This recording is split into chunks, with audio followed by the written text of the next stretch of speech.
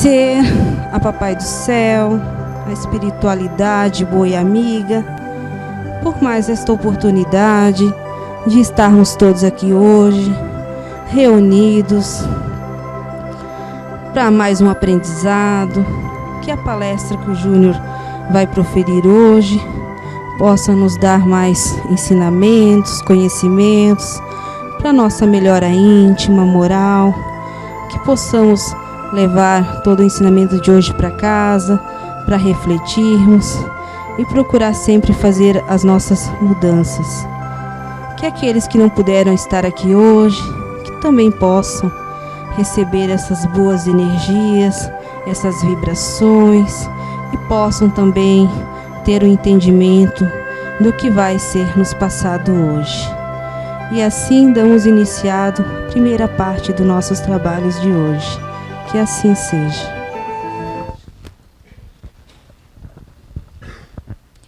O jugo leve. Vinde a mim, vós todos os que andais em sofrimento e vos achais carregados, e eu vos aliviarei. Tomai sobre vós o meu jugo, e aprendei de mim, que sou manso e humilde de coração, e achareis repouso para as vossas almas, porque o meu jugo é suave e o meu fardo é leve.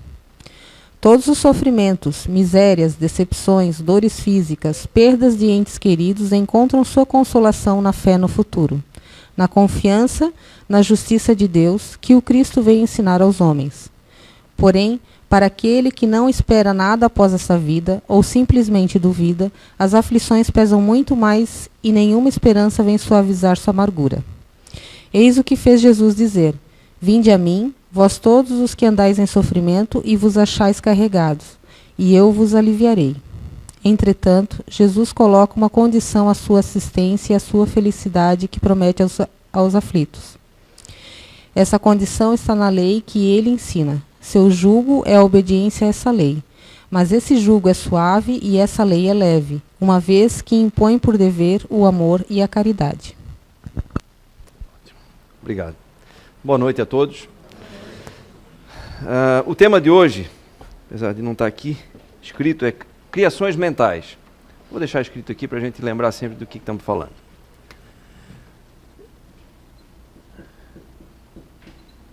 E o que tem a ver esse texto, né?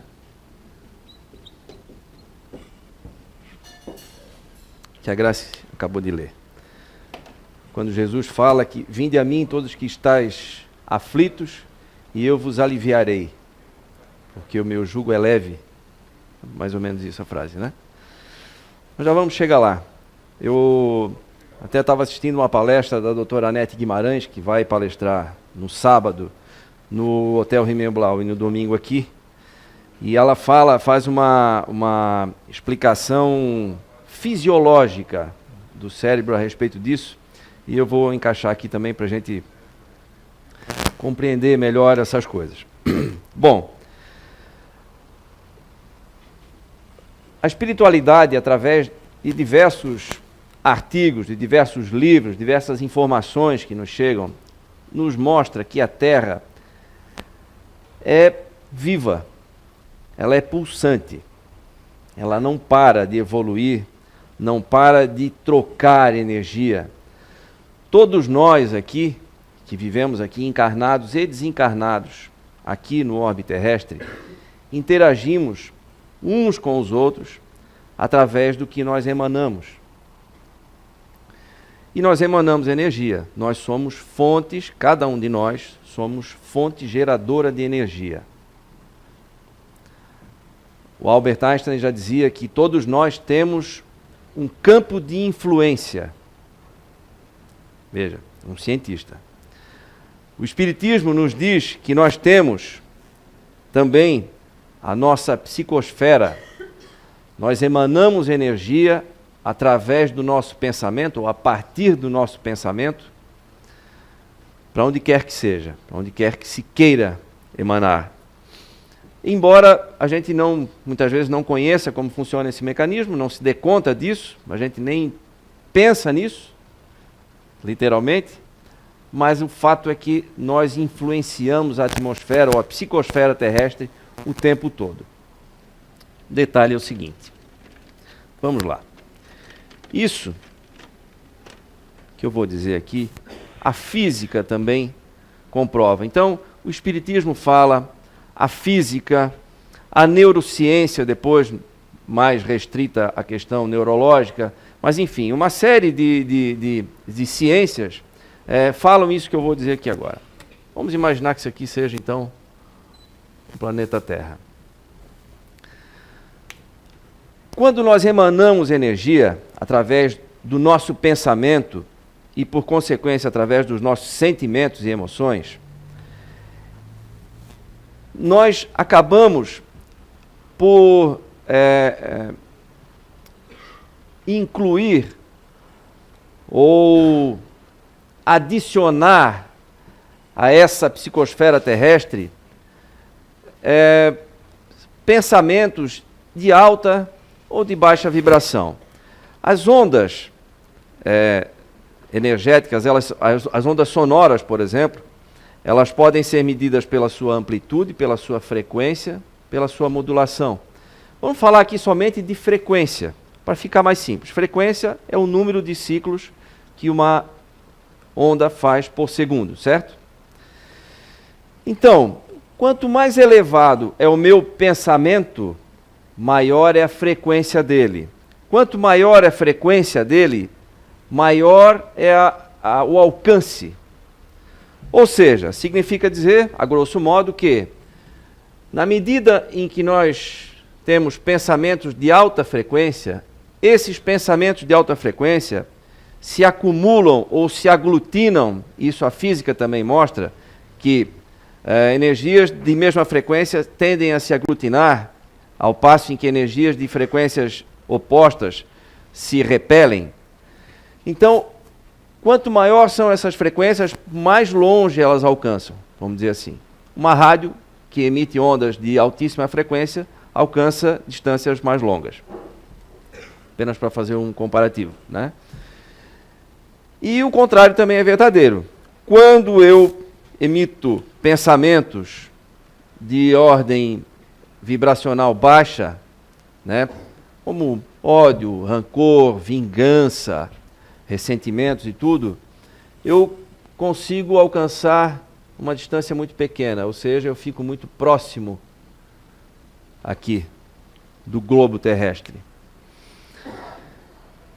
Com isso, todos nós, bom, um exemplo disso, vou citar um exemplo de conexão com essa alta frequência. Alguns artistas, alguns sensitivos, médiums, cientistas, que estão imbuídos e preocupados em desenvolver trabalhos nobres.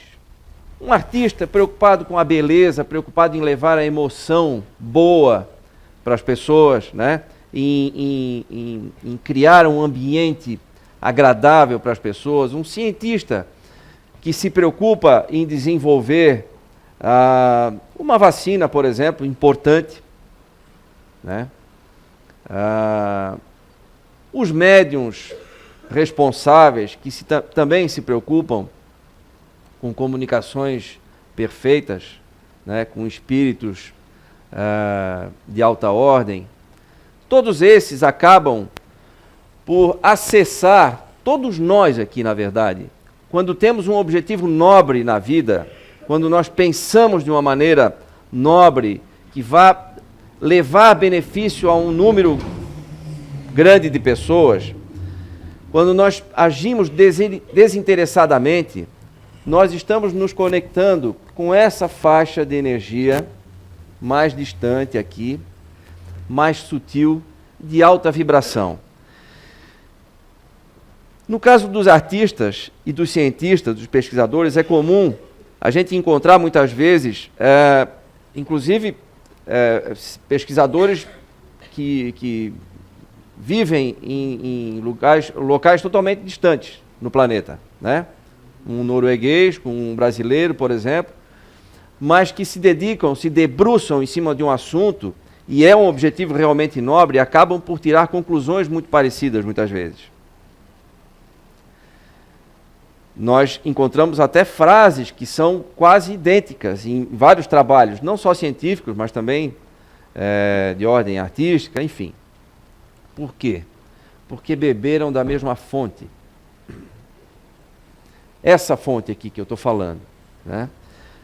Que nós temos acesso conforme nós nos sintonizamos com isso. O contrário também acontece, né? Então, quando eu fico preso a sentimentos ruins, mesquinhos, pesados, eu não consigo ir muito adiante, muito além daqui da terra mesmo. E aí, eu fico preso nesse lamaçal. Quando eu fico preso a esse tipo de pensamento, eu acabo atraindo, aí uma lei da física, por sintonia, pensamentos da mesma ordem. E acabo me alimentando com isso. Eu acabo criando um ambiente ao meu redor conforme o que eu estou pensando. Eu acabo vivendo num ambiente que eu mesmo criei. Quem assistiu o filme O Nosso Lar deve lembrar do André Luiz quando desencarnou, que foi para uma região lamacenta, escura, fétida e tudo mais e tal. Aquilo ali é um exemplo típico, como se chama aqui no Espiritismo, de umbral, de um ambiente criado pelo pensamento das pessoas que vibram na mesma faixa de frequência. Ou seja, nós temos uma matéria-prima, um fluido cósmico universal, e algumas derivações dele, como por exemplo ectoplasma, se fala aqui no Espiritismo, mas não vamos usar termos tão rebuscados aí, mas que servem de matéria-prima. Servem, como o André falou aqui outro dia, é uma massa de modelar do pensamento. O pensamento é um impulso energético, mas ele acaba por modelar energias que estão aglomeradas, mais densas. Então eu consigo realmente modelar, criar, desde formas até ambientes. E essas formas e esses ambientes vão permanecer por mais ou menos tempo, conforme a minha permanência também, a minha persistência naquela maneira de pensar. E conforme o número de pessoas que vai estar pensando da mesma forma. Por isso que nós temos esses ambientes, usando ainda o exemplo do filme Nosso Lar, lamacentos, escuros, fétidos, violentos, com muito sofrimento, muita dor. Por quê? Porque ainda temos muitos encarnados e desencarnados nessa faixa vibracional, pensando dessa forma, trazendo para as suas vidas esse tipo de pensamento, criando e alimentando. E o detalhe, como diz também no livro Nosfera, do José Fernando Araújo, é que em determinados ambientes, essas formas de pensamento já estão tão fortes que elas se alimentam exatamente do pensamento de um número muito grande de pessoas, e elas permanecem ali quase que solidificadas, elas são alimentadas o tempo todo. Então, mesmo que a gente não queira, mesmo que a gente não pense daquela determinada maneira, quando nós entramos em algum ambiente contaminado desse jeito, nós acabamos sendo influenciados por essas energias. Exemplo disso, a diferença entre, por exemplo, se nós entrarmos num presídio, nós vamos ter um tipo de sensação, certo? Muita gente ali sofrendo, muita gente arrependida, muita gente com sentimento de vingança muito forte, muita gente com ódio. Hoje eu ainda conversava com um promotor de justiça, e ele me contava que, semana retrasada, passou por uma situação muito difícil, que durante uma audiência lá, ou foi um tribunal de júri, ele sentiu um ódio do réu tão grande por ele. Claro, ele, na posição de promotor de justiça, ele está acusando, né? Que ele teve dificuldade, inclusive, para dormir à noite. Se sentiu extremamente cansado no outro dia e tal. Imagina a emanação forte, pesada, carregada daquele indivíduo, direcionado exatamente para ele, né? Então, essa sensação que eu tenho quando eu entro num presídio jamais vai ser a mesma sensação que eu tenho quando eu entro, por exemplo, numa casa espírita, ou numa igreja, num lugar de oração, num lugar onde se faz caridade, onde o trabalho é desinteressado, onde se procura aliviar a dor das pessoas, onde existe um tratamento espiritual, onde tem toda uma preparação feita constantemente pela equipe espiritual, inclusive. As sensações são diferentes, concordam? Né? Porque são níveis energéticos diferentes. Então, repetindo, nós criamos não apenas formas, os nossos pensamentos assumem forma quando utilizam-se dessa matéria-prima, como também criamos ambientes e criamos doenças.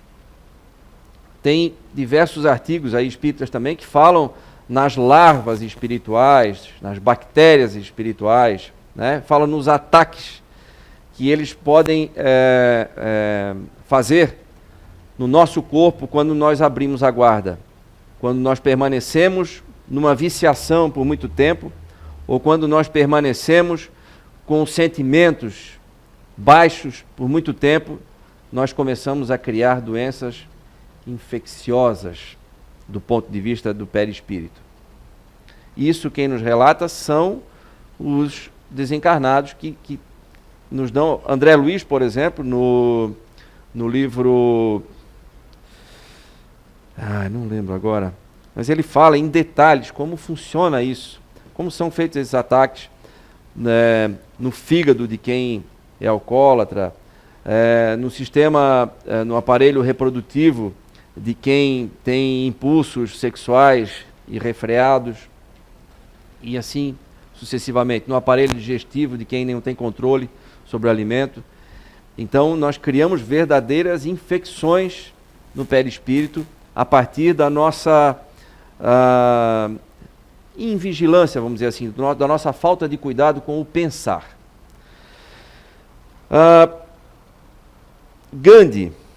Mahatma Gandhi, dizia o seguinte, uma frase dele: se um único homem chega à plenitude do amor, neutraliza o ódio de milhões.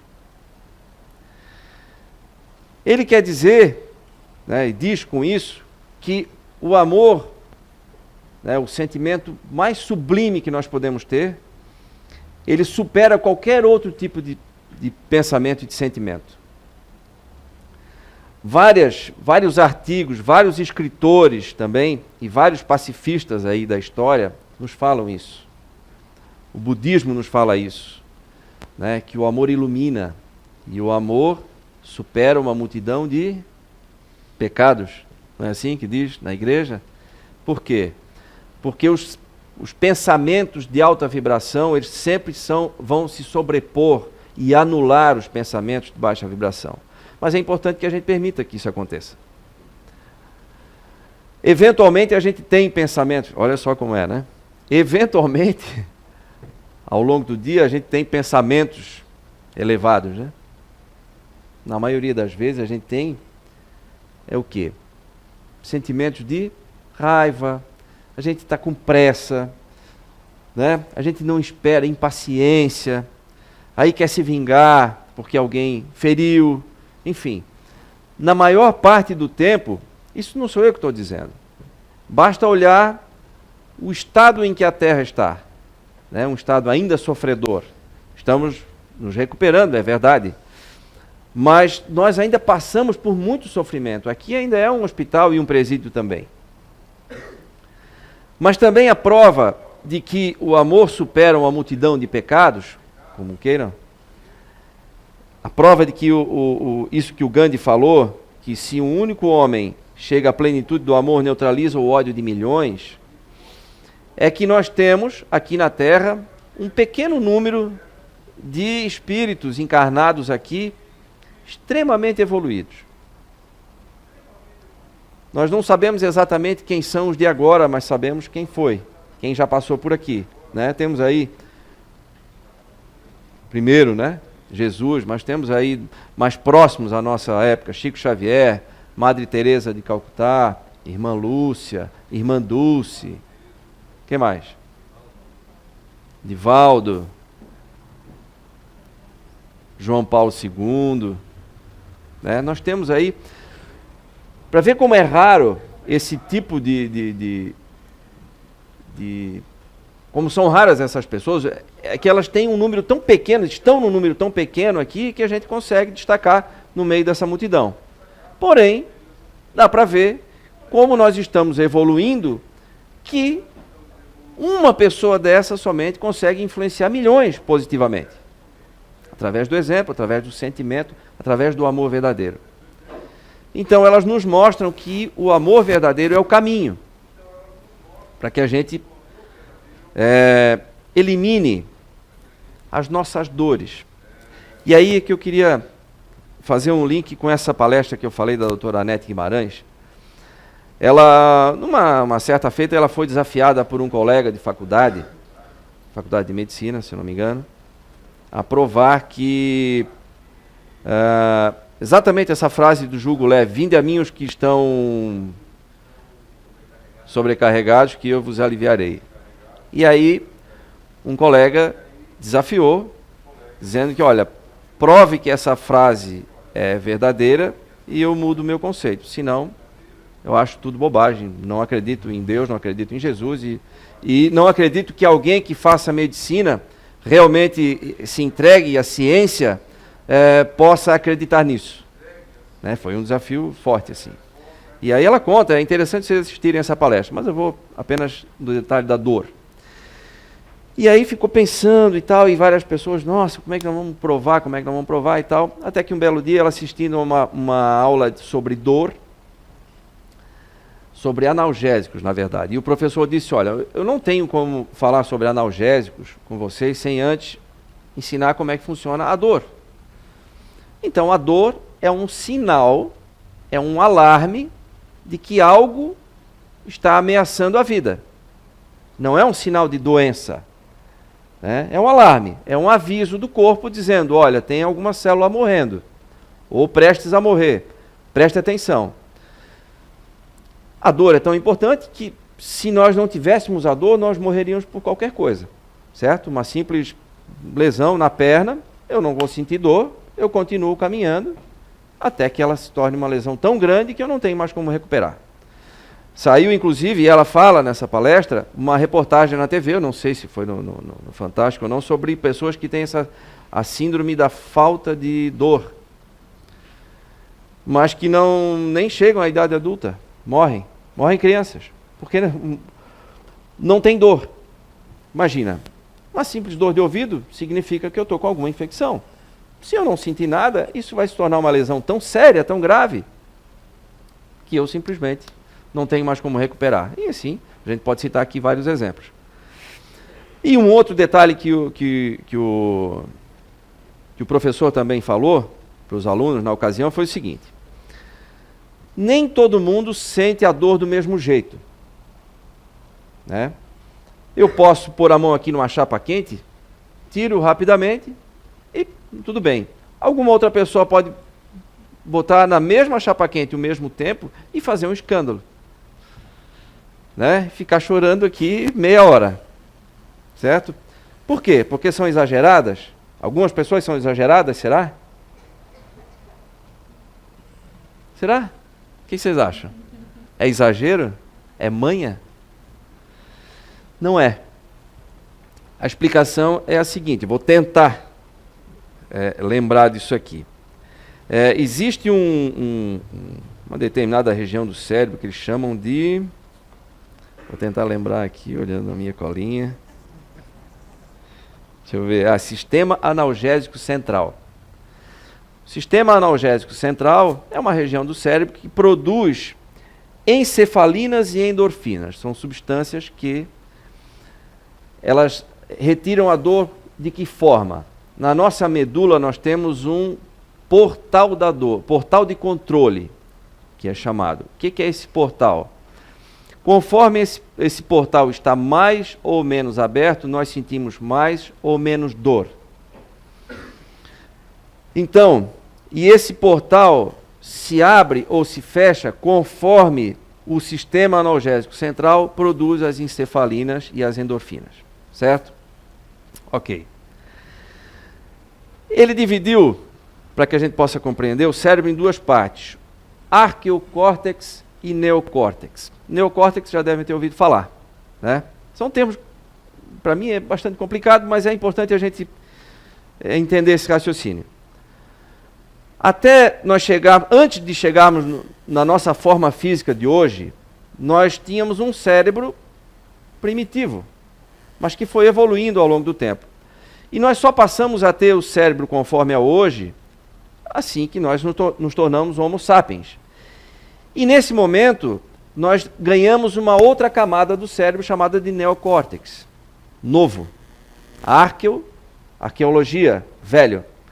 Neocórtex, a parte nova do cérebro. É uma camada, se eu não me engano, de 6 milímetros, algo assim, aquela toda dobradinha e tal. Né? Que a gente vê, aquela camada de fora ali. É ali que tem as habilidades que nos diferenciam dos animais. Olha que interessante. Quando a gente cria uma peça teatral, ou compõe uma música, ou faz um planejamento para o futuro, né, da nossa vida, nós usamos o neocórtex. Animal sente medo? Sente? Então, nós também sentimos medo. Isso acontece no arqueocórtex. Animal sente dor? Nós também sentimos dor, certo? Isso acontece no arqueocórtex. Ou seja, tudo que nós fazemos, tudo que acontece conosco, que acontece também com os animais, acontece no arqueocórtex. O que nos diferencia dos animais acontece, é processado no neocórtex. E o detalhe, então, que a dor, ela está ligada ao arqueocórtex. Como é que eu faço para a dor diminuir? Eu preciso diminuir a atividade elétrica, eletromagnética no arqueocórtex, a parte velha do cérebro, a parte animal. Certo?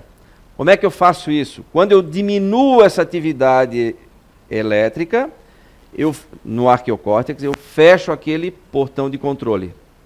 Certo? Ou seja, eu diminuo a dor. Eu sinto menos dor. Como é que eu diminuo isso?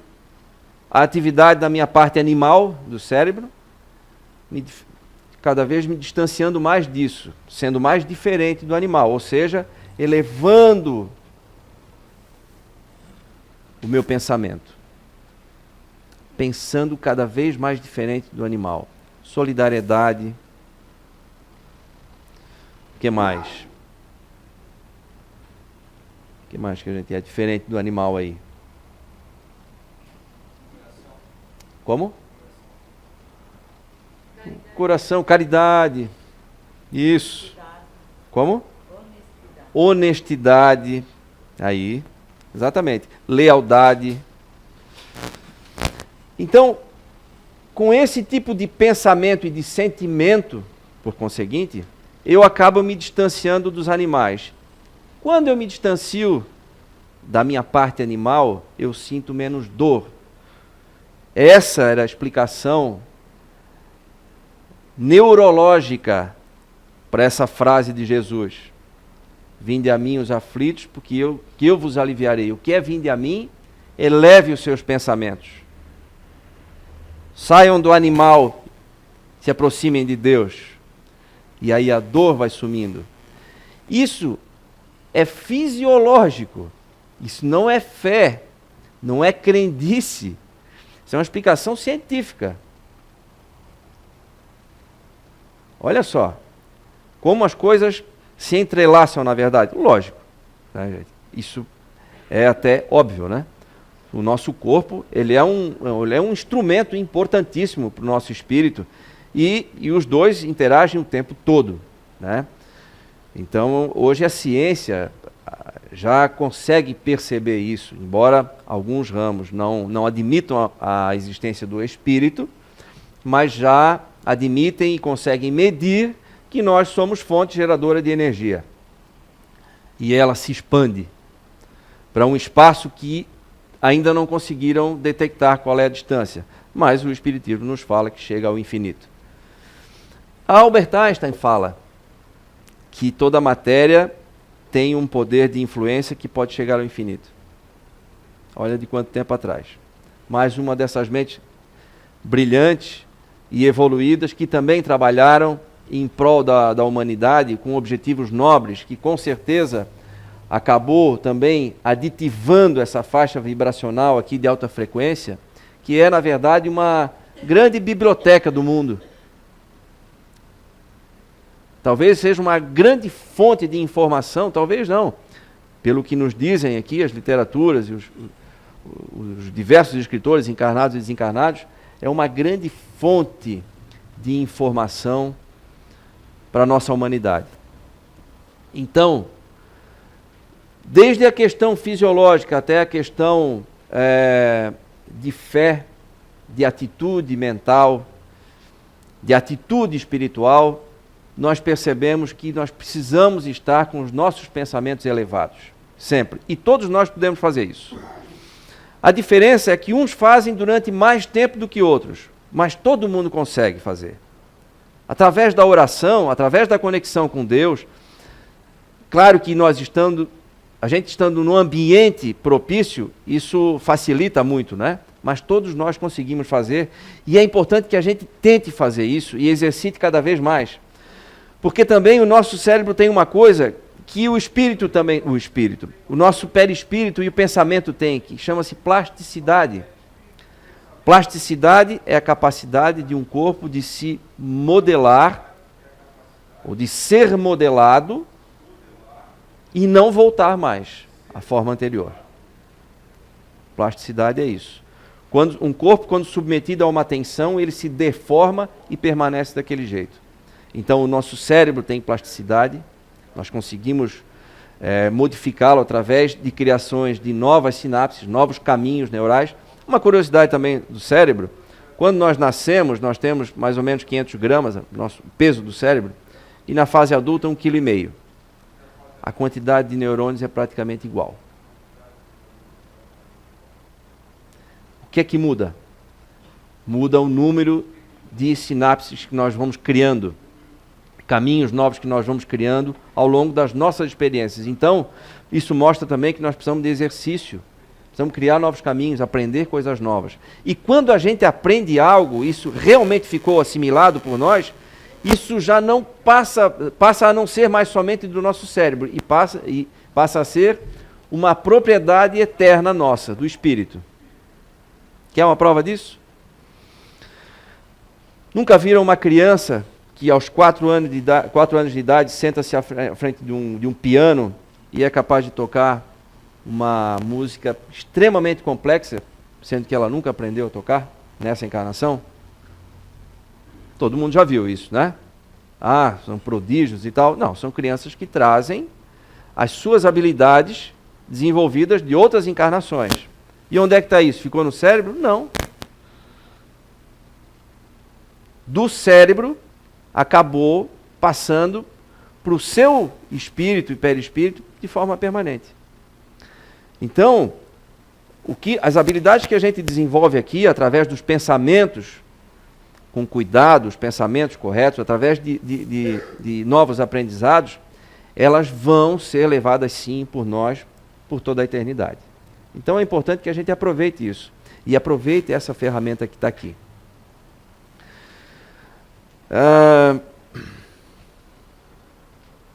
Finalizando então, Emmanuel dizia o seguinte: ninguém permanece, olha só, ninguém permanece fora do movimento de permuta incessante, de troca incessante. Respiramos no mundo das imagens que projetamos e recebemos, todos nós. O reflexo mental mora no alicerce da vida. Refletem-se as criaturas reciprocamente, sua criação que reflete os objetivos do Criador. Ou seja, nós emanamos e recebemos o tempo inteiro das pessoas e dos ambientes. Então é importante que nos protejamos, através de oração, através de pensamentos elevados, e também que tenhamos a intenção de contribuir com isso. Onde é que eu quero que os meus pensamentos se concentrem? Aqui pertinho do globo terrestre? Ou talvez até no interior dele? Aquele quente? né, que ainda é lava, ou aqui fora, onde eu tenho certeza que vai servir, vai ser útil como matéria-prima para o avanço da humanidade? Onde é que eu quero que meu pensamento chegue? Eu quero ser mais próximo de um animal e sentir cada vez mais dor? Quero usar mais o meu arqueocórtex, né? Ou quero usar o meu neocórtex? Eu tenho que ser mais próximo de quem? Quem foi o maior que teve aqui, para nos dar o exemplo? Jesus. Ele é o espelho. Falou pouco, sua vida pública durou 3 anos, se eu não estou enganado, somente.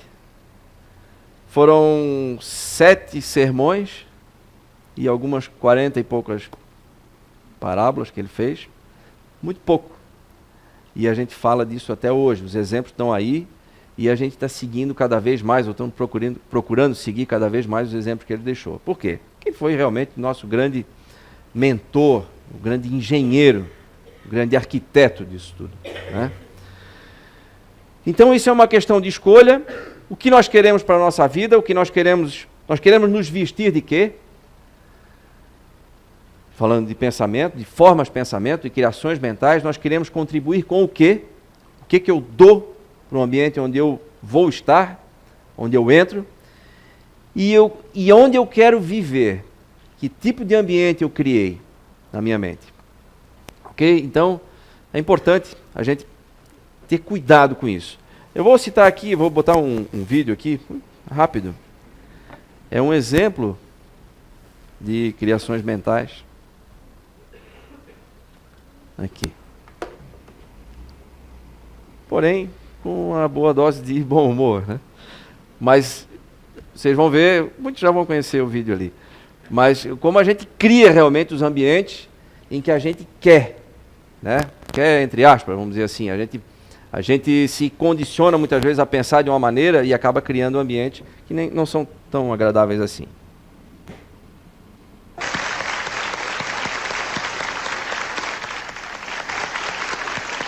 Esse caboclo aqui tem uns improvisos aí de um certo senador. Vou aumentar um pouquinho. Conta pro povo aí. Aquilo foi no festival de literatura de cordel em João Pessoa, na Paraíba, em 2005. E aí eu fiz essa poesia. Obrigado. Então, vamos lá. Que diz assim: um senador do estado passou dessa para melhor. Ou para outra bem pior, eu vou relatar o passado. Chegando o pobre coitado na porta do firmamento, o São Pedro disse: um momento, tenha calma, cidadão. Faça aqui sua opção e assine o requerimento. Pois aqui tem governi, tudo está no seu lugar. E você vai optar onde quer passar o dia. Depois, com democracia, me dará a sua resposta, fazendo a sua proposta de ir para o céu ou para o inferno. Viver de túnica ou de terno, do jeito que você gosta. E então o senador assinou a papelada, descendo por uma escada, entrou no elevador e desceu com o assessor para o inferno conhecer, para depois escolher onde queria morar e qual seria o lugar que escolheria viver. E no inferno ele viu um campo todo gramado, verdinho, bem arrumado, como os que tem no Brasil. Um homem grande e gentil disse-lhe: eu sou o campo. Muito prazer, meu irmão, aqui você é quem manda. E deu ordens para que a banda tocasse outro baião. Encaminhou a visita para uma mesa repleta, numa assessoria completa, numa alpenda em palafita, um assistente bonita, cerveja, uísque, salgados, dinheiro para os carteados, charutos bons e cubanos. Foi relembrando dos anos e dos acordos fechados. Encontrou com os amigos dos tempos áureos de glórias, relembrando as histórias que já haviam esquecidos. Uísques envelhecidos não paravam de chegar. Parecia um marajá, jogando carta e fumando, mas já estava chegando a hora dele voltar. E então no elevador ele tornou a subir para então se decidir e finalmente propor. E no céu o senador vê um cenário de paz. Com um sereno assaz e anjinhos tocando lira, São Pedro disse: confira, escolha e não volte atrás. Era um silêncio danado, sem uísque, sem cerveja. No máximo uma cereja, e ele ali agoniado disse assim ressaqueado: já tomei minha decisão. Quero ir morar com o cão, por lá me sentir melhor. Não que aqui seja pior, é questão de opinião. São Pedro disse: pois bem, pode ir pelo elevador que logo o meu assessor fará o que lhe convém. O senador disse amém, já pensando no sucesso que seria o seu regresso lá para o quinto do inferno. Lá também seria eterno e a tudo teria acesso. Mas assim que ele desceu numa imensa alegria, sentiu logo uma agonia, algo estranho percebeu, atrás desapareceu a porta do elevador. O pobre do senador só via fogo e tortura, deu-lhe logo a amargura naquele cenário de horror. Nisso ia passando o cão, deu-lhe uma chibatada, sorrindo, engargalhado e remexendo um caldeirão. E empurrou-lhe o ferrão, deixando a testa ferida. E ele, puto da vida, disse: rapaz, sou eu, o senador, se esqueceu. Cadê aquela acolhida?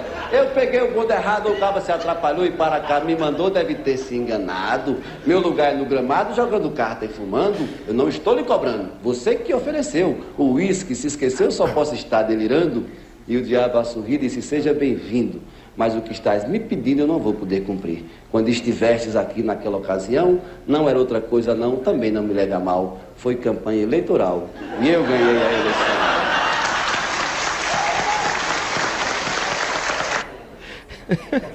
Criações mentais. Cada um escolhe o seu ambiente, né? É isso aí, pessoal.